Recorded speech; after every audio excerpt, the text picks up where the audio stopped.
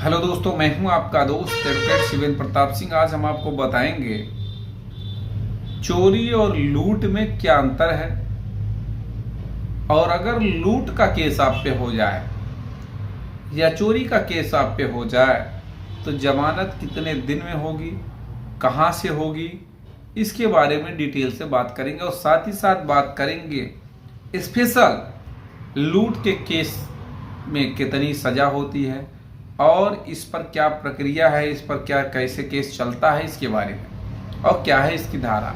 सबसे पहले लूट की धारा 392 आईपीसी, ये पुराने कानून के हिसाब से, लेकिन जो नया कानून है वो 309 बीएनएस भारतीय न्याय संहिता की धारा 309 लूट। अब बात कर लेते हैं कि क्या कहता है लूट की धारा, या यूं कहें कि लूट के बारे में जो मेन पॉइंट है वो जानना बहुत जरूरी। जैसे कि लूट में जो अपराधी का उपस्थित होना कहा जाता है, जो अपराधी है उसका उपस्थिति उसकी बहुत अनिवार्य है। यदि वह उस अन्य व्यक्ति को तत्काल मृत्यु के, तत्काल उपहत के या तत्काल सदोष अवरोध के भय में डालने के लिए पर्याप्त रूप से निकट हो, तभी लूट मानी जाएगी। अब इन सब चीज़ों का मतलब आप समझ लें कि देखिए, चोरी चाहे कोई व्यक्ति है नहीं है, कोई व्यक्ति गया किसी के घर में घुसा, कोई सामान पाया, लेके चला गया चोरी करके, वो तो चोरी हो गई। बिना उसके बताए किसी के कब्जे की चीज़ को ले जाना दुराशय की स्थिति में वो चोरी है।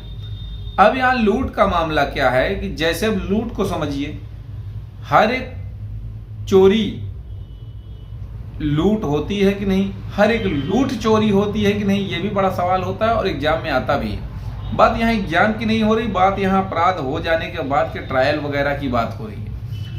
तो अब आप समझिए, कमेंट बॉक्स में बताइएगा कि प्रत्येक चोरी लूट होती है कि नहीं, या लूट चोरी होती है कि नहीं।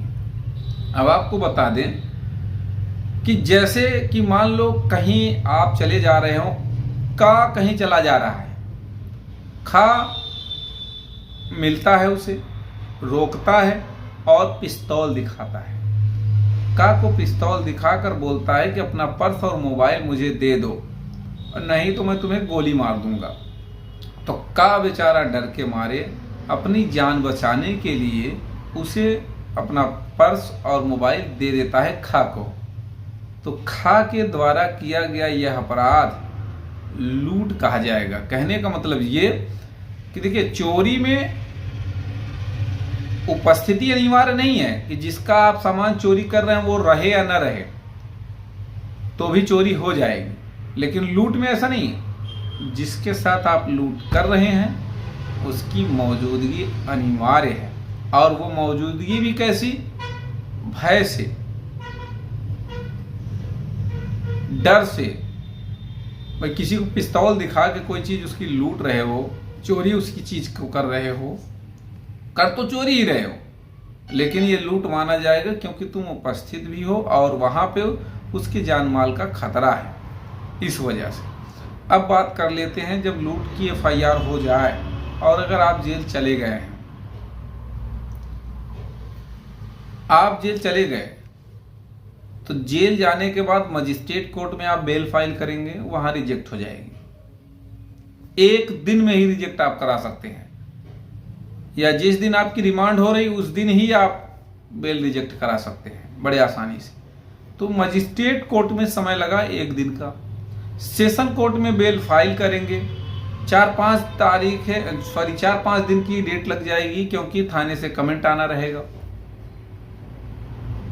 तो इस आधार पे 1-2 तारीखें और बढ़ सकती हैं, कमेंट नहीं आया, मान लो डिले हो गया वगैरह वगैरह, बस इतना ही समय। मैंने तो सिर्फ 8 दिन में लूट केस में सेशन से बेल कराई है। वो वकालत का शुरुआती दौर था, तब मेरी प्रैक्टिस जिला न्यायालय इलाहाबाद में ही थी, लेकिन फिलहाल वर्तमान समय में तो हाई कोर्ट में प्रैक्टिस चल रही है, और अब मेरे जूनियर वगैरह हैं वो सब देखते हैं डिस्ट्रिक्ट कोर्ट में। लेकिन आपको बता दें, और उस पर हमने वीडियो भी डाला है, क्योंकि दौर शुरुआती था तो वो छोटी सी कामयाबी बड़ी कामयाबी लगती थी। सिर्फ 8 दिन में लूट के केस में बेल। और कुछ लोग ज्यादा ओवर स्मार्ट बनते हैं, होशियार बनते हैं। अभियुक्त की मैं बात कर रहा हूं, क्लाइंट की बात कर रहा हूं। कुछ क्लाइंट भी बड़े होशियार मिल जाते हैं, उनकी बेल हाई कोर्ट तक भी पहुंच जाती है लूट केस में। लेकिन ज्यादातर मामले में मैं बता रहा हूं, अगर सही से काम किया जाए तो लूट केस में बेल सेशन कोर्ट से ही हो जाएगी। मेरे लूट केस में जो बेल हुई थी, कभी उस पर डिटेल वीडियो भी मैं बनाऊंगा, ऑर्डर भी दिखाऊंगा, सिर्फ एक ग्राउंड पे हुई थी, क्योंकि एक पुलिस वाला बंदा था, लूट में पुलिस वाला फंसा था और एक अन्य व्यक्ति था। तो उसमें दरोगा ने ये लिखा था, उस लूट के केस में बयान में ये लिखा था कि लूट 1500 रुपए की हुई और आधा आधा बरामदगी दोनों से दिखाया था कि दोनों बांट लिए थे। और रास्ते में दौड़ते समय, जब दौड़ते समय कोई लूट करके भाग रहा है, उसे पकड़ लिया गया, तो वो दौड़ते समय बराबर बराबर पैसा आराम से कैसे बांट लेंगे। इसी ग्राउंड पे हुई थी। बाकी चीजें डिटेल से अगर कुछ जानना है, पूछना है, समझना है, तो स्क्रीन पर चल रहे नंबर पर फोन करके जानकारी ले सकते हैं, या फिर कमेंट बॉक्स में कमेंट करके जरूर आप पूछें अपने सवालों के जवाब। उम्मीद करता हूं, आशा करता हूं आज का यह वीडियो आपको बेहद पसंद आया होगा। अगर वीडियो पसंद आए तो वीडियो को लाइक करें, शेयर करें। यूट्यूब चैनल SP 72 कानून प्रयागराज को जरूर सब्सक्राइब करें।